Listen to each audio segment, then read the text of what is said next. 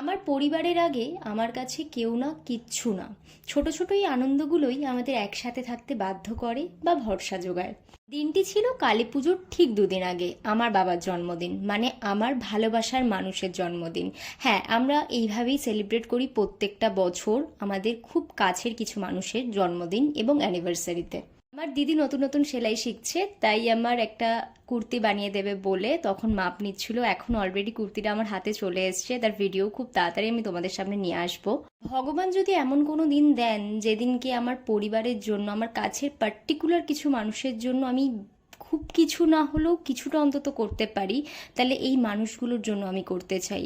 সত্যি কথা বলতে এখন যেটুকুনি আমরা রোজগার করি না কেন, নিজেদের জন্যই আমরা এক্সপেন্সটা বেশি করে ফেলি। খুব ছোট ছোট এই খুশি বা আনন্দগুলোই তাদেরকে আমরা দিতে পারি এবং এই আনন্দগুলোতে তারা বেশ খুশিও হয়।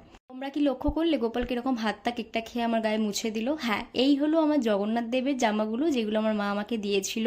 এবং দিদি এখানে তখন ক্যান্ডেলগুলো প্যাক করছিল। বাপের বাড়ি গেলেই যা হয় আর কি, সব প্যাকিংয়ের পর্ব চলতে থাকে। তারপর কেক খেয়েই আমরা চলে আসছিলাম। আর তখন পুজো পুজো ভাব, আকাশটা জাস্ট দেখো। আজ তাহলে যাই, দেখা হচ্ছে নেক্সট ভিডিওতে।